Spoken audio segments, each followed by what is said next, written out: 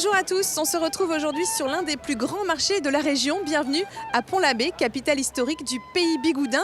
On va découvrir ensemble une ville, vous allez le voir, très commerçante, où certaines enseignes sont même devenues des institutions. C'est le cas de la maison Le Minor que l'on part découvrir tout de suite ensemble.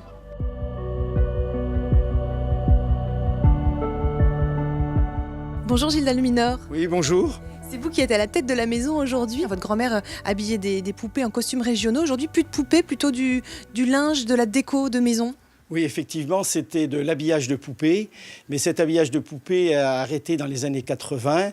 Et depuis, on s'est plutôt retourné vers de la broderie, sur du linge de table, sur des objets de décoration, mais également du linge de table imprimé, en faisant toujours appel à des stylistes pour renouveler un petit peu les dessins et qu'on ait vraiment des choses nouvelles à proposer régulièrement aux clients. Vous fabriquez aussi, c'est une de vos traditions aussi, les bannières religieuses. Vous avez aussi encore cette activité-là ? Cette année, on va en faire 3. On en a fait une pour Guérande, celle-ci pour Pénors et une autre pour le Yodet près de Lannion. C'est beaucoup de travail.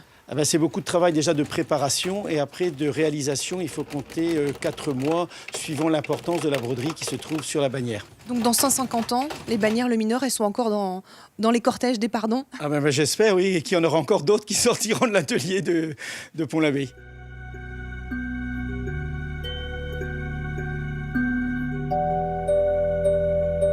Ville commerçante assurément, mais aussi ville d'art et d'histoire. Avec vous, Pierre-Alexandre, bonjour. On va parler du patrimoine de Pont-l'Abbé. Première petite question qui me taraude, d'où vient ce nom, Pont-l'Abbé ? Alors, il y a 3 ponts habités en France, et là, on est devant un des 3, qui aurait été construit par l'abbé de l'abbaye de Loctudy. Voilà. Tout s'explique. Tout simplement au niveau du bâti, de la pierre, en quoi Pont-l'Abbé vaut le détour ? Alors, Pont-l'Abbé a des très beaux monuments. D'abord, le château, qui est actuellement occupé par l'hôtel de ville. Un château qui va devenir, au XVe siècle, un très très beau château médiéval. Et le deuxième monument important de Pont-l'Abbé, bien sûr, c'est son église, l'église des Carmes, qui date du XIVe, 1383. Et puis il y a ce port, voilà, et ses quais. Alors là, on est sur justement aussi un élément très important de Pont-l'Abbé, parce que Pont-l'Abbé était une ville de commerce et de commerce international. Il y a ce lien très fort entre ce port et la mer, puisque ce chemin de halage, donc construit pour permettre aux bateaux, construit au 19e pour permettre le halage des bateaux à voile, est très apprécié de tous les visiteurs de tous les ponts-Labis. C'est une merveille. Et ça permet d'aller jusqu'à Loctudy ? Et ça permet d'aller jusqu'à Loctudy, oui. On est vraiment une commune littorale.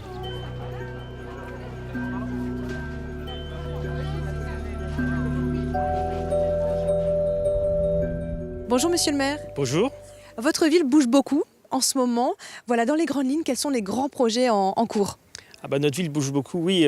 On a un grand projet qui est la rénovation du centre-ville à Pont-l'Abbé.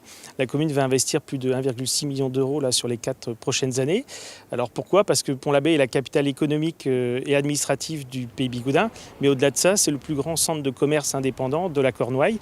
Il y a plus de 200 commerces indépendants en centre-ville. Il y a un grand projet de médiathèque également. À quel horizon ? Effectivement, il y a un grand projet de médiathèque. Le premier coup de pioche avant la fin de l'année. Le permis a été affiché récemment. Voilà, la médiathèque va venir compléter une offre déjà riche, puisqu'il y a le musée bigoudin et le centre culturel qui fonctionnent toute l'année. Mais la médiathèque était aussi nécessaire, puisqu'on a 4000 scolaires sur la ville. Il y a 5 écoles maternelles, 2 écoles élémentaires, collèges, lycées, que ce soit d'enseignement public ou d'enseignement privé. Et donc, on a choisi de l'implanter en cœur de ville pour répondre à la demande aussi de toute cette jeunesse. Et c'est vrai que Pont-l'Abbé a la chance encore d'avoir toutes les administrations en son cœur de ville.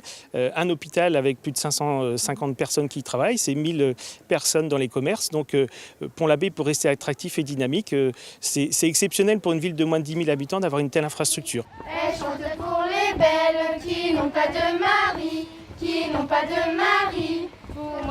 Et on retrouve la jeunesse de Pont-l'Abbé avec sa plus jolie ambassadrice. Bonjour Gwen. Bonjour. Vous venez d'obtenir le diadème de Reine des Brodeuses, première demoiselle d'honneur de Reine de Cornouailles. En quoi c'est un honneur et surtout quelle mission en tant qu'ambassadrice de Pont-l'Abbé vous donnez pour l'année à venir ? Ça va vraiment être un rôle de représentation du pays bigoudin et du cercle dans son ensemble à travers les représentations dans les festivals, dans les sollicitations de la mairie, de la fête des brodeuses. Quand on a 19 ans, certains peuvent trouver ça un peu désuet de participer à des festivals, porter le costume traditionnel. En tant que jeune, finalement, quelle modernité vous apportez dans la tradition ? On ne trouve pas ça du tout désuet, nous on a toujours fait ça, c'est quelque chose de naturel pour nous, on a toujours aimé faire ça et on essaye de transmettre une image moderne de ce qu'on fait justement à travers nos spectacles. On ne reste pas dans ce qui a déjà été fait, on essaye d'aller vers la nouveauté. C'est pas facile, mais on essaye d'innover tous les ans à travers la musique, on crée des nouveaux costumes assez souvent. En tout cas, vous en parlez très bien, ça vibre. Mais on aime ce qu'on fait, donc on aime le faire. Il faut que ça se perpétue. Oui.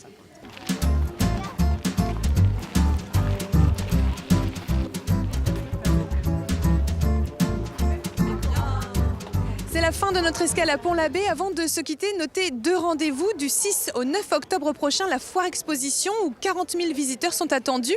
Et puis jusqu'au 5 novembre, cette fois, l'exposition de Douaniaux au musée Bigoudin sur la mode enfantine bigoudaine. Voilà, vous savez tout. À très bientôt sur TBO. Kenavo.